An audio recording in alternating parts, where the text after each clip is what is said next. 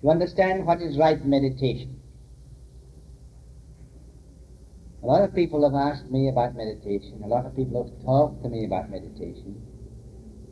And tonight I'm going to try and show you what meditation is. It is not what you think it is. But we will see as we progress, and you will understand the full meaning of meditation. For whosoever wants to save his life will lose it, and whosoever loses his life for my sake will find it. In other words, it means that he who seeks to save his life in the relative will lose it in the relative, but he who seeks to save it, who loses his life in the whole, that is, in the completeness of everything, will find it and retain it.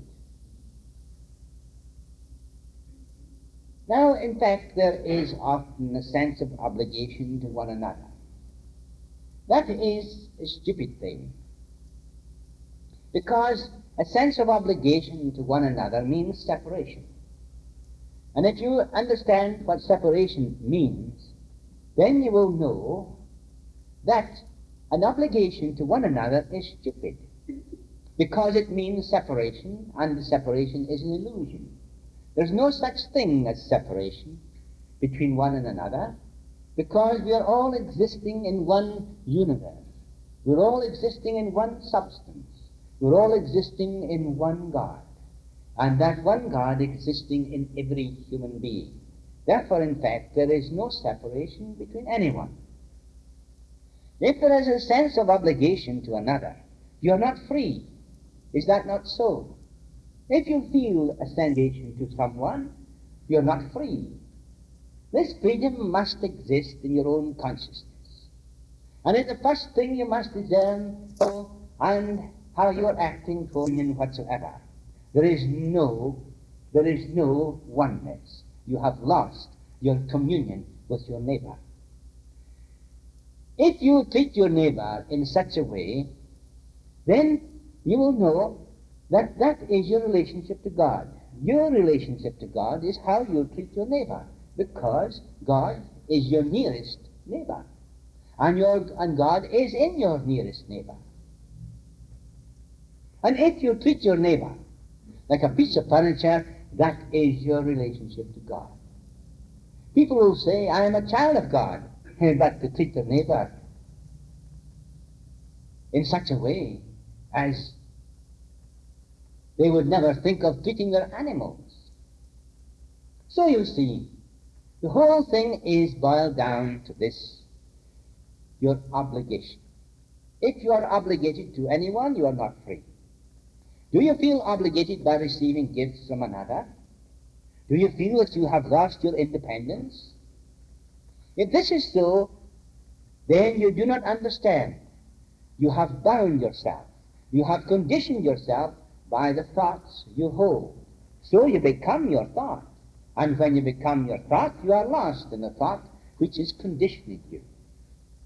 You are the creator of your thought. Your thought is a relative thing. But that which creates that thought is not a relative thing, it's a reality. But you cannot find your reality outside yourself. And your reality is not an idea of yourself, nor is it an image of yourself, but it is an awareness of self, awareness of that self that is behind every other self. Because the self, the personal self, is an illusion. And it's the personal self that causes all the trouble in the world today. And the personal self is always seeking everything. And it is the personal self is always wanting things. And it's the personal self is always obligated to another. Therefore, the personal self is always bound by its own actions and reactions. And not until you understand the self can you free the self.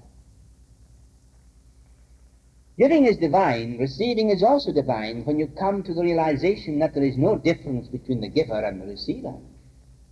It is when there is this difference, this separation, that there is dependence. If there is dependence, there is no freedom. If you're dependent upon another individual, there can be no freedom. Your dependence must be complete only on one, that which is eternal and ever present. Then you can say, I of myself am nothing. It's the Spirit of the Father within me that doeth these things.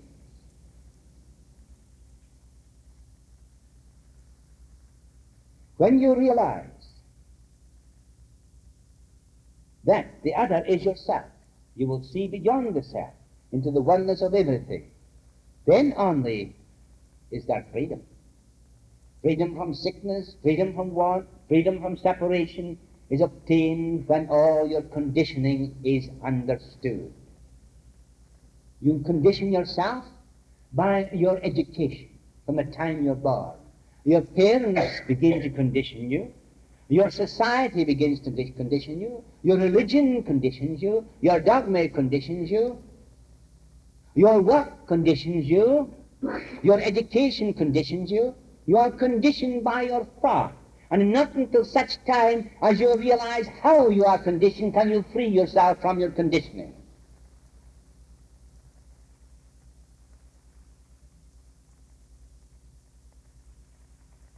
Now comes the great question of meditation.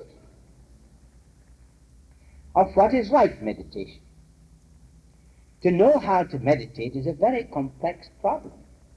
To follow any system, whether it be of the East or the West, is not meditation.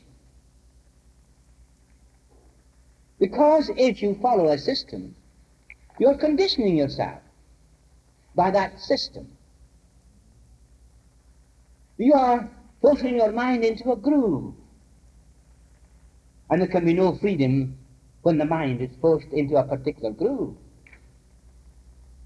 You'll rightly see that to follow a system is merely to shape your mind to a particular pattern, to drive it along a particular groove.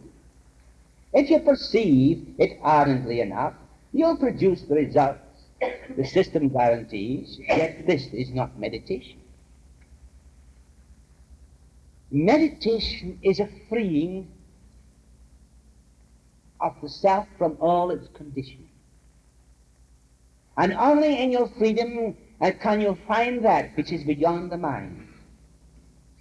That which is beyond the mind is reality. What is in your mind is not real. It is what you have learned from books. It is what you are from your memory, your hopes, your desires, and your various concoctions. That's what's in your mind. And that what's in your mind is conditioning you. But that which is beyond mind cannot be conditioned, because it's beyond your mind. And it's only in that split second can you realize that which is real. You can't create an image of it. If you do, it is not that, it's an image. If you create an idea of it, it is not that, it's an idea of it. You may call it what you like. You can convey any word you wish to convey this meaning of this thing, but it's not that thing. The word thunder is not thunder. The word water is not water. The idea of water is not water. The idea of truth is not truth. The idea of God is not God.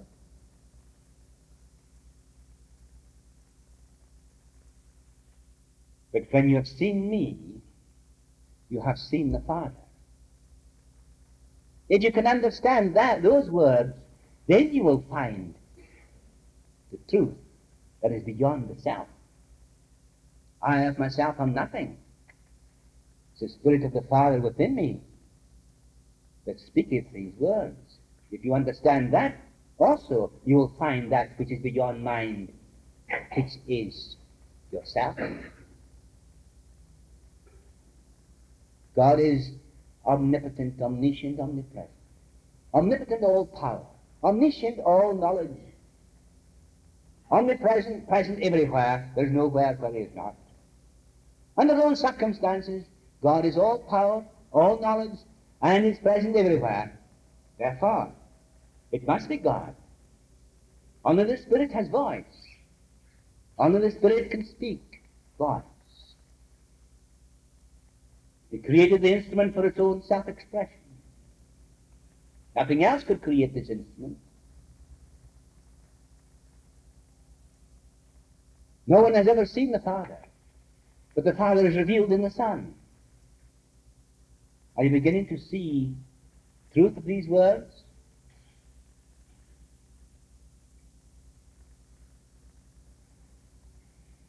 There is a lot of nonsense taught about meditation by those who know little or nothing about it. For their own meditation leads to illusion. If you follow a system, you will condition the mind. Therefore, the mind will be bound and not free. Only the mind that is free can discover truth, and not a mind that is conditioned according to any system. I am sure that you have found that out by now. And if you do not know how to meditate, it is better that you do not know than follow some particular system or follow the ideas of another in meditation. And what are you meditating upon anyway? Some people will say, I'm meditating upon God. Well, to meditate, you must meditate on something you know, but you do not know what God is, so therefore you're meditating on an illusion. If you know what you are doing, your meditation will show you. Your meditating really should be the dissolving of everything that is hindering the expression of the Spirit that is beyond mind, the Spirit that is truth. If you then can discern in your thoughts, in your mind, everything that's preventing true meditation, which is the expression of reality, then you have found the method for meditation. And the method is not my method. And another person's method is not your method. You must find it for yourselves. To follow any particular method or any particular idea of another in meditation is not meditation. It's but forcing your mind into a groove where it becomes conditioned. To discover the truth, the mind must be free and not conditioned according to a system. Surely you can see this. When you understand the process of the mind, you will see that there can be no freedom through the discipline of any system. Is it not so that your mind clings to systems, to beliefs, to particular formulas which you endeavor to follow and perpetuate, with the result that you are more bound than before? Real meditation is to discover what is beyond the mind, not to follow a particular pattern which prevents the mind from understanding.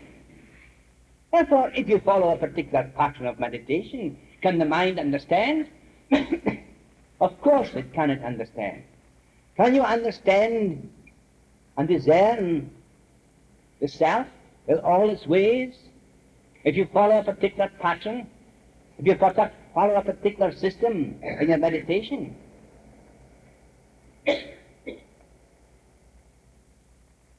if you can see that you are caught up in a system and become aware of the process by which the mind is caught up in a system, when you observe this, that is meditation. That is meditation.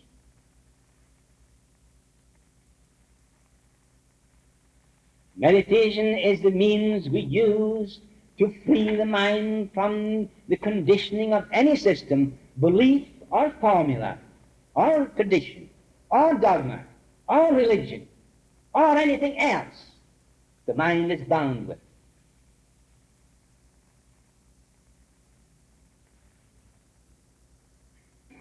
If you feel that you want a formula, a belief, a system to follow, then you can never be free. In freedom alone is there true creativeness. And the mind must be clear, free from all beliefs and conditioning. Then you can create pure thought. Yet you must not be caught up in your thought, or the meditation, or the manifestation, for this again will be a prison of your own making. If you follow a formula, if you follow an idea, and you think that by following a system or an idea, as you're going to find truth, you're going away from it. A memory is not truth. What is in your mind is not truth. Truth cannot be formulated in the mind because it is beyond your mind. It is not an idea. I have told you so often. I'm trying to make it plainer and plainer. And these words of mine, being relative words, are leading you to that which is not relative. The only way I can explain to you to reach truth is to explain the relative, which in itself is an illusion. And to show you the illusion in your own minds, then by discerning the illusion, you will find the truth beyond it. Because the truth is not in mind. The truth cannot be formulated. You can't find the truth in a dogma. You can't find truth in following any system. Truth is. And it's only in that split second that you find truth. That split second, that creativeness that exists beyond mind. That is creativeness. And that creative, the renewal of that split second continuously is truth. When that split second is past, it is but a memory. It is but a belief. It is but an experience. But a memory, an experience, and a belief is not truth. Truth is a livingness now that is eternal. Eternal.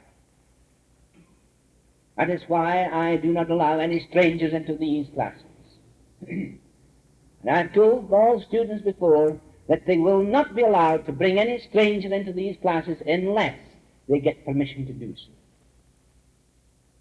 You are by invitation here and by no other way. And I want to make the students clear to the students all the time that no one is to be allowed or to be brought into these classes except the given special permission to do so. You can well understand what I mean. You have traveled a considerable distance already. And the ordinary individual is not capable of understanding. The ordinary mind can easily pass any examinations because any fool can pass an examination. But it takes the quality of mind to understand of what we are driving at.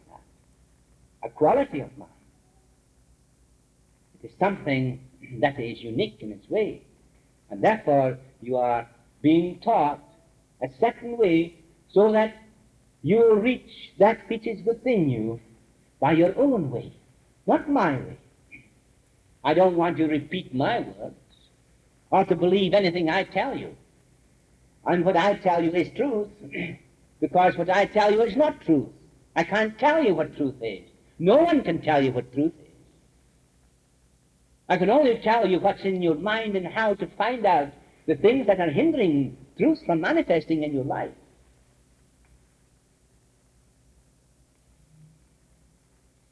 And anyone tells you that to know can tell you what truth is, you know very well that there's nothing at all about it.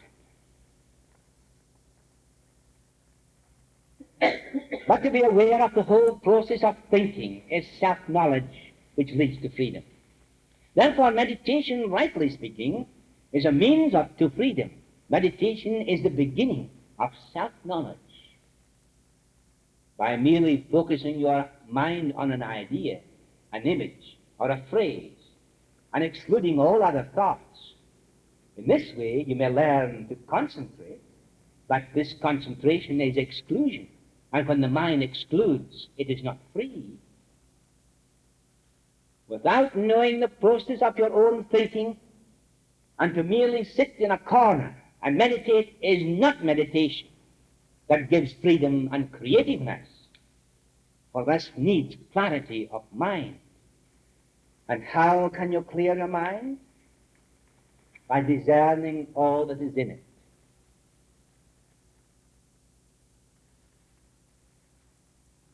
You think what you have in your mind is true. But when new knowledge comes along, you will change your views. That's just to say, if your mind is pliable. But if your mind is not pliable, then you are a fool. Because your mind is concrete. And when new knowledge comes along, you can't take it in. A mind that is free is pliable. A mind that is rigid is impliable. Therefore, an impliable mind is a mind of a fool. The pliable mind is a mind of a genius.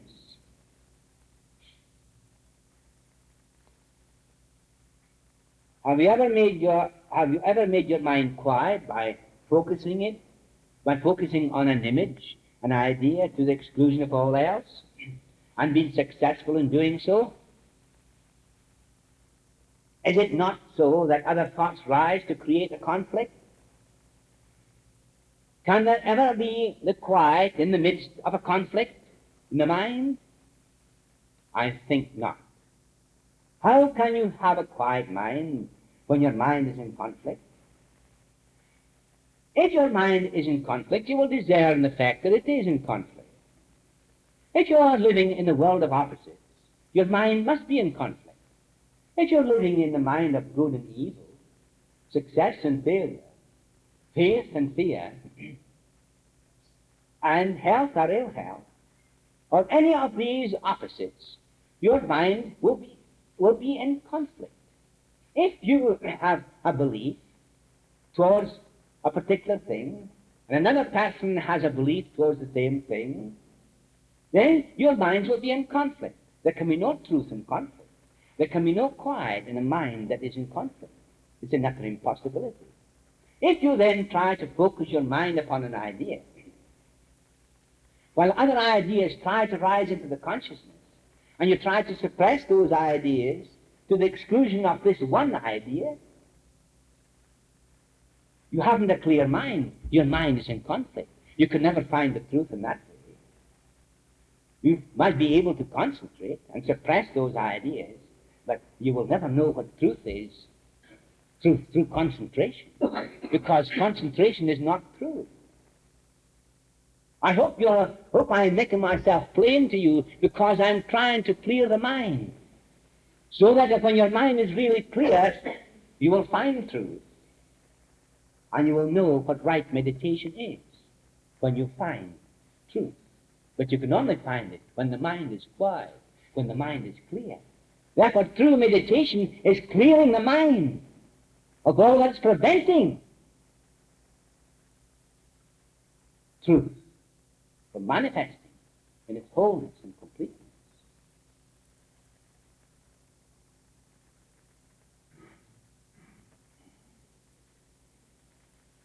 Yet, so that's can there ever be the quiet in the midst of conflict in the mind? I think not. Yet this is what you do when you try to focus your mind on an image or an idea in the practice of a so-called system. Is it not so that you spend your energy in this wasteful battle of conflict and gain nothing in the end? What have you gained with your meditation? Tell me. Nothing. Any idea you have of God, you've brought into your own prison. The prison you made for yourselves, and the idea you bring into your prison, and it is with you in your prison. If an idea of God is going to be any value to you at all, it is not in your own prison, but in the freedom of truth.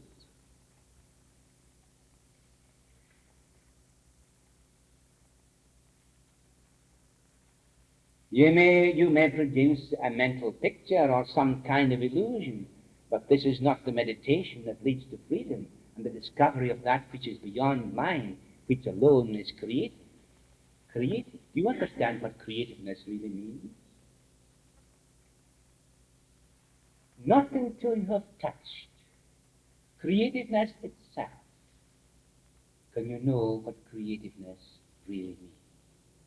I can't tell you it, I can't put it into words, because if I tried to formulate it, it would not be creativeness. If I had tried to formulate truth, it would not be truth.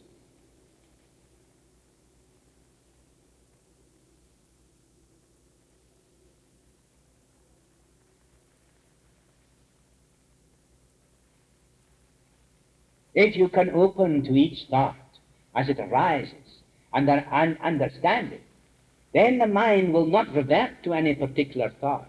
It only reverts to a thought when it is not understood. That which is not understood is repeated over and over again, and the mere exclusion will not prevent it. To try and exclude it from your consciousness will not prevent it rising to your consciousness while you're trying to meditate on another idea.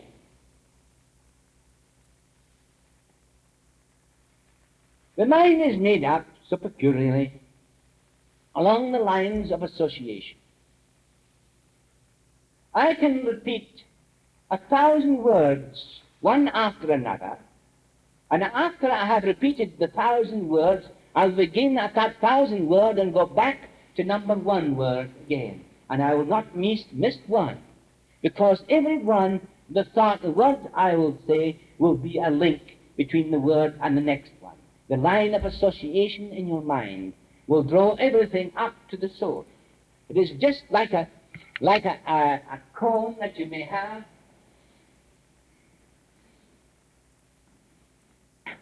And all your thoughts is in your mind. All your memories, all your experiences is in your mind. They're linked up together. And when one rises to the surface, you become conscious of it.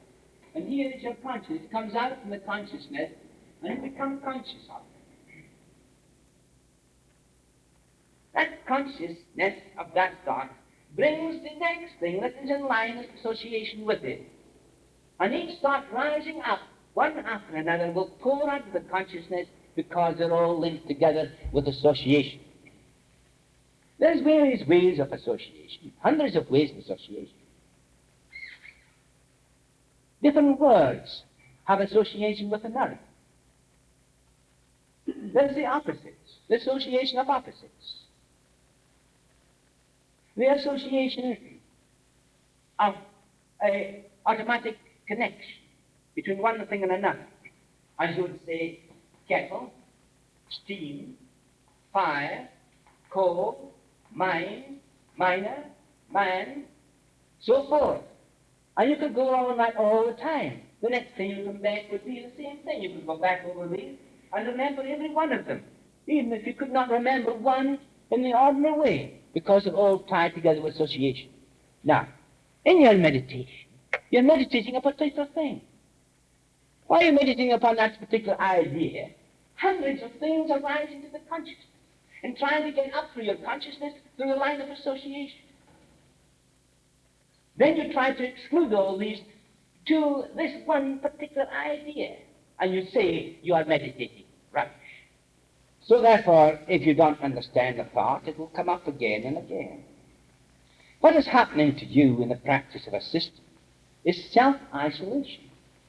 But the mind can never be free through isolation, however wide your idea may be. Therefore, this kind of meditation is only a process of self-isolation, self-enclosure, in which you carry your private memories, your private experiences, which are not understood. Can the mind ever be free with this conditioning? I think not. Can your mind ever be free with certain conditioning which you created yourself? And you try to isolate yourself from this conditioning? You try to hide away from this conditioning? This conditioning must be understood. It must be seen clearly for what it is.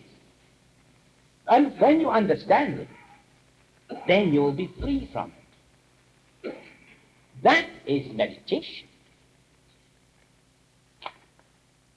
Can you force the mind into a state of self? You can force your mind into a state of health, self-hypnosis, by constant repetition of words. But if the mind is hypnotized into quietness, that is not meditation. This only dulls the mind. And when this state ends, the conditioning is made more apparent. It is not that the mind must be freed from conditioning. Is it not that the mind must be freed from conditioning before true understanding is arrived at? If then, if your mind is conditioning, your thoughts are according to your conditioning.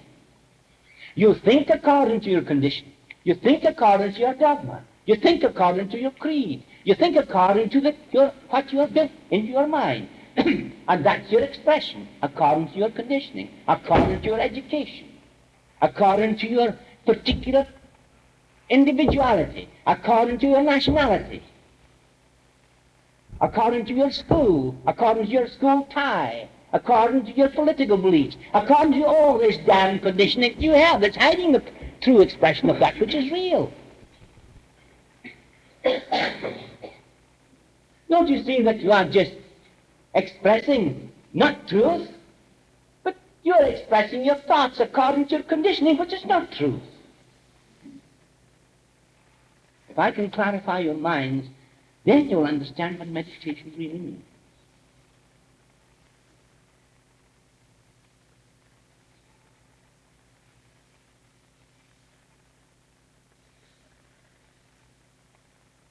You think that you must discipline your mind to be free, but freedom can never come through discipline, for the beginning determines the end.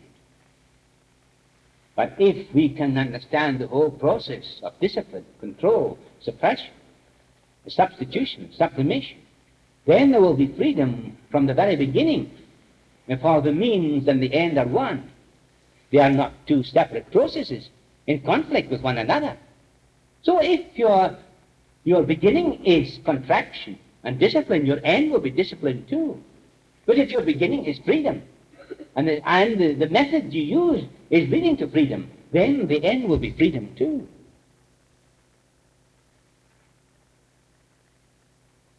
Therefore, concentration through discipline is not meditation, nor are the various forms of prayer we hear from every side of religion in separation. The mind that is forced to still through will or desire can never be free. For that mind will not understand itself and will be caught up in the illusion and its own condition. Search into your own minds now at this very moment and see how you are conditioned.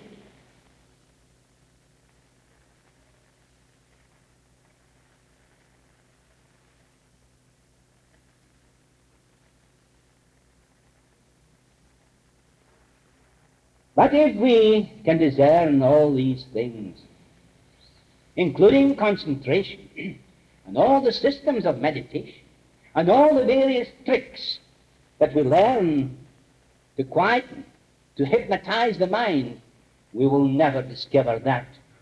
We will discover that. Let me say, where am I? Yes. If we can discern all these things, including concentration, and all the systems of meditation, and all the various tricks that we learn to quieten, to hypnotize the mind, we will discover that there are the ways of the self, the ways of the self. Then this discovery is the beginning of meditation, for we shall no longer be caught up in them to be bound by them. So we see that meditation is nothing else than freeing the mind from condition, so that that which is real and true shall manifest itself. If you begin to know the ways of the self, your thought, by being impersonally aware of yourself, looking at yourself in your relationship to others, the things and things, in your talking, etc., as you would observe somebody else, there, in that awareness, the echoing of your conditioned state is observed. If, for instance, you get the habit of looking at another individual, And you can see how this individual is conditioned by his thoughts, by his ideas, by his education, by his beliefs, by his tradition, by his nationality, by his political beliefs. If you can discern the other individual, how he is conditioned, turn that observation on yourselves and see how you are conditioned. And by discerning how you are conditioned, you will know the self. And self-knowledge is the beginning of meditation.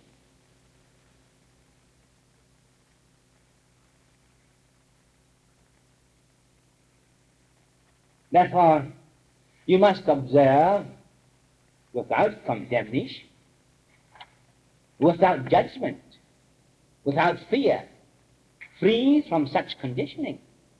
If then you discern your condition, and you are fearful of your condition, and you be judging your condition, then you are held and bound by your condition. If you fear your condition, then you cannot be free.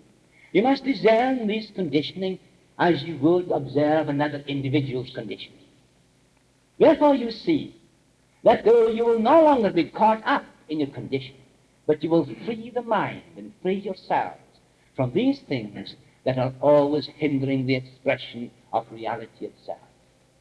Therefore meditation is to reach a state of mind where the mind is clarified and clear, so that reality and truth itself can express itself in its completeness and wholeness, in its omnipotence, in its omniscience, and in its omnipresence.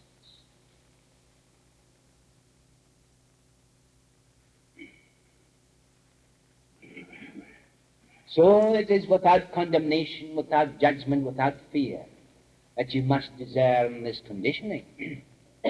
In this, there is the discovery of yourself, as yourself.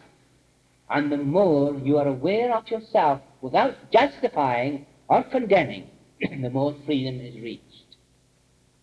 In this freedom, where there is neither conflict nor illusion, is the process of meditation. And where there is neither conflict nor illusion, is the process of meditation.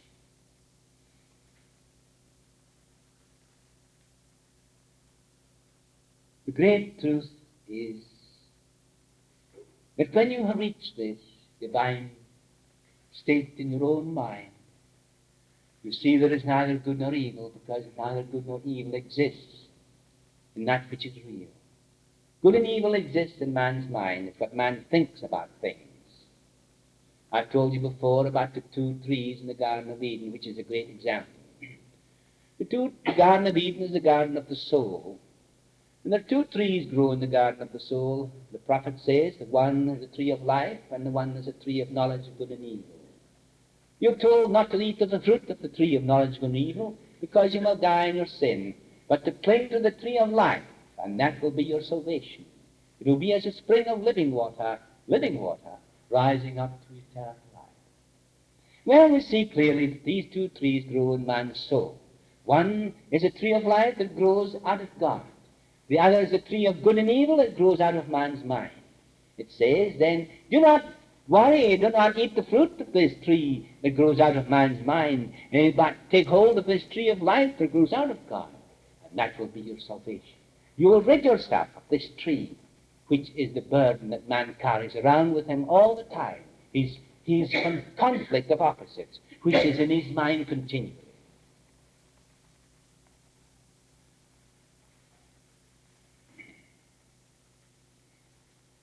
You cannot cultivate freedom any more than you can cultivate love.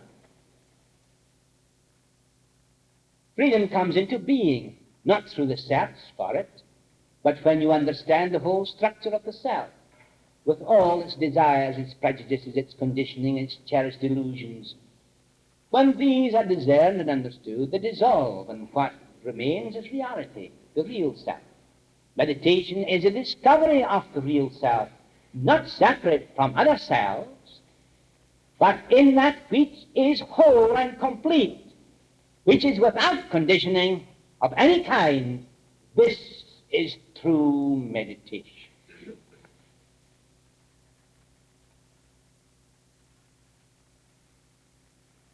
You have prejudices. You're not free. If you are dependent, you're not free. If you're dependent upon another, there is no freedom. Why are you dependent upon another? Because you do not understand the truth. That you are born free, and you are still free. Call no man your father on earth, because one is your Father who is in heaven. Man is not born of the flesh and blood of man, nor by the will of man, but of the Spirit of God.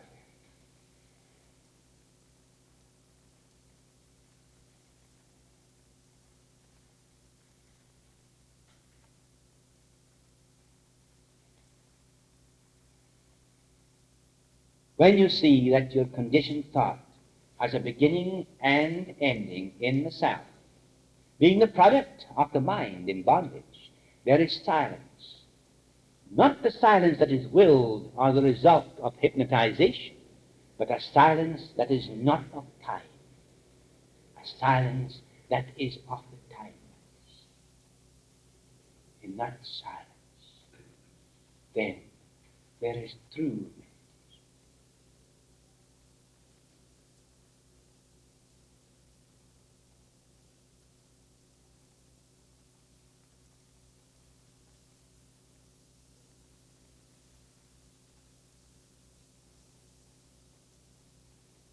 It is the flowing of life, the timeless existence. And the mind is clarified when it's not caught up in belief, caught up in dogma or creed. When it's not caught up in the intellect of man. It is free from all these things.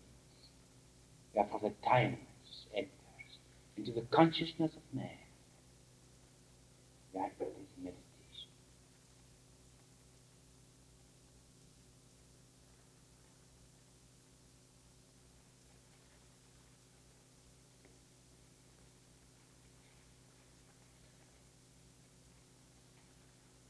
In that silence there is a state of creation, the timeless, which is reality, which is not conditioned by memories or experience, where conflict does not exist. So without understanding the ways of your conditioned thought, merely to force the mind to meditate is a mere waste of time and energy, which only creates more illusion. To know the way of the self, the thoughts of the self in bondage is the beginning of wisdom. Wisdom reveals itself when there is an understanding of the self and the thought of the self. To the thinker who does not understand himself, meditation has no meaning. To the thinker who does not understand himself, meditation has no meaning, because whatever you project is in accordance with your own conditioning, and that obviously is not reality. Surely this should be evident to you by now.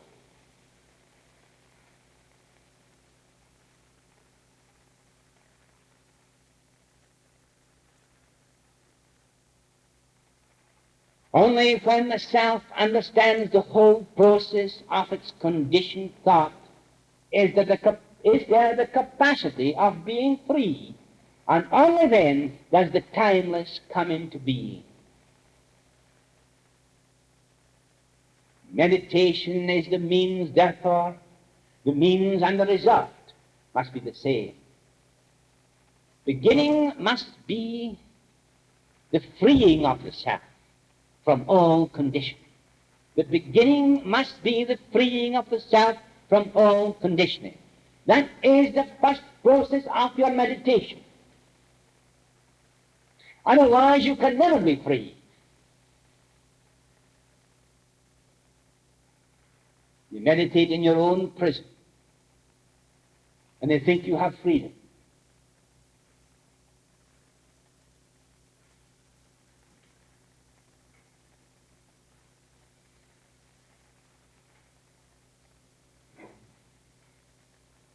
Meditation is the means. Therefore the means and the result must be the same. The beginning must be the freeing of the self from all conditioning, so that the result will be freedom, not further binding and illusion.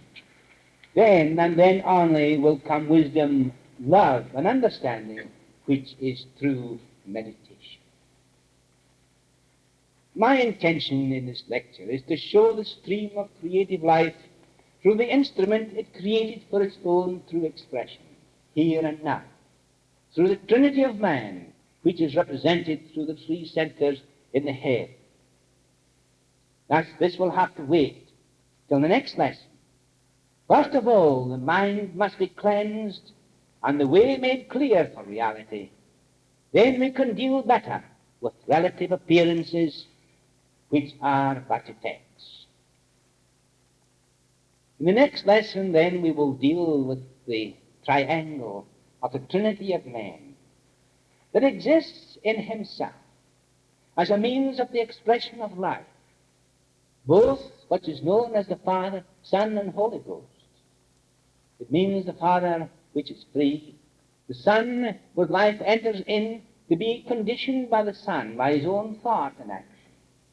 And the third is the activity of life through the whole of the body, which has been created before the Father and the Son. These are relative things, but to know this relative condition enables you to understand the mechanism, how the Spirit acts through mind and body. And what I wanted to do tonight was to give you that expression. But when I started writing this lecture, I found myself on the idea of meditation, and I knew perfectly well that unless I give you this lecture, the following ones would not be clear, nor could you understand them if you kept your mind in the conditioned state. If you are conditioned by previous knowledge, desire, don't hold it and bind yourself by it, but let the mind be pliable, so that new knowledge will come, enter into your mind, and then you can be free. But if your mind is caught up in any idea which you believe to be true, and any other knowledge that comes forward, you disregard it, then I say you are the first essence of a fool. But if you then know clearly and distinctly that all knowledge is but a passing phase, and knowledge is not reality. Knowledge is not reality. Wisdom is reality. And wisdom enables you to use knowledge for the betterment of yourself and mankind. Therefore, let love and wisdom be the two pillars upon which you will stand. That is the temple of man. That is the two pillars that you must enter before you can enter the great Sanhedrin. Therefore you will understand the temple of God is the temple of man. And on these two portals, these two are one on one side. It's one of love, and the other is the one of wisdom. These two you must pass through. And unless you can pass through these, all else is of no value to you, because knowledge is of no value unless there is wisdom. And wisdom is only complete when it has love as its guidance and directing. Love cannot be deserved. Love cannot be defined. Love is beyond mind. Love cannot be formulated. Love is that which in itself is complete. It cannot be made up in the mind, nor can it be formulated. But it is your foundation. It is your life and my life. When we cleanse the mind, this that stands alone as the perfect creation of the universe, the foundation of the whole universal creation, then we then become part of it, participating and acting. in the cosmic plan, fulfilling our true design, the design the Almighty created us for. Not for individual sense,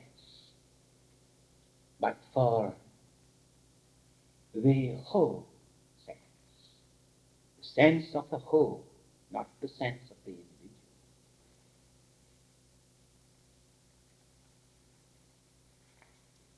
Trader finding pearls. When he finds a single pearl of high price, he is off to sell all his possessions, to discard all the others, because there are many of them, but there is only one. It's a pearl beyond price. That is reality, benediction.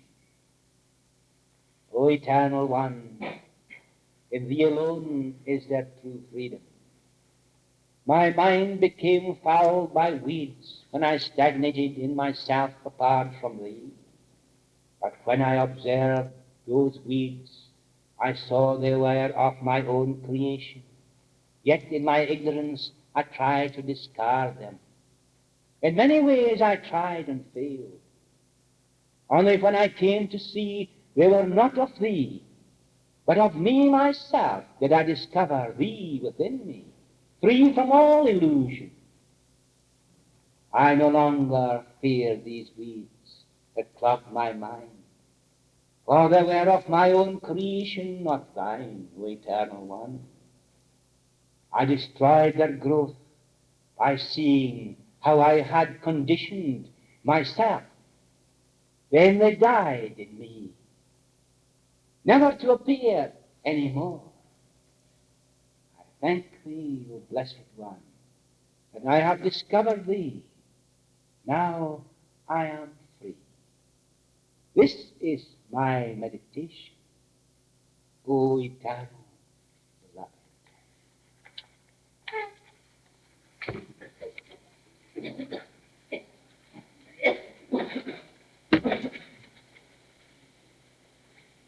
It is entered into the sanctuary of the silent healing.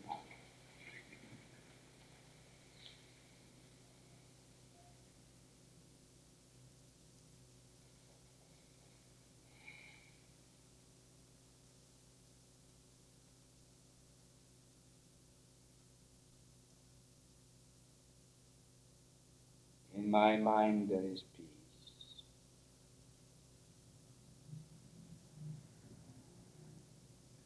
This peace will be your peace.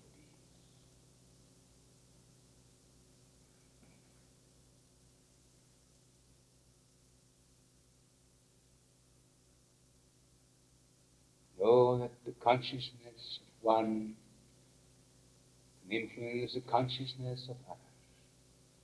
It's the one consciousness. And my consciousness is upon you. My peace will remain.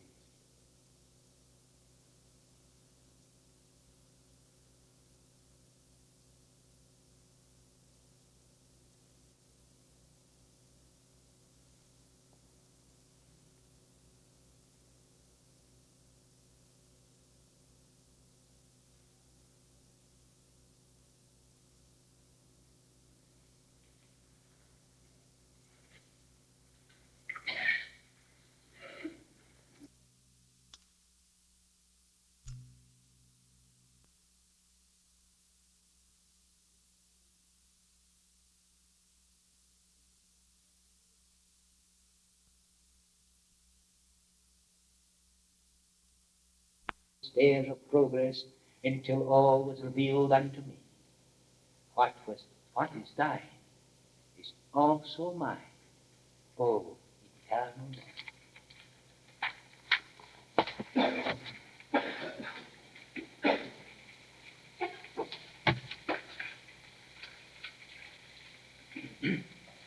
Present into the sanctuary of the silent healing.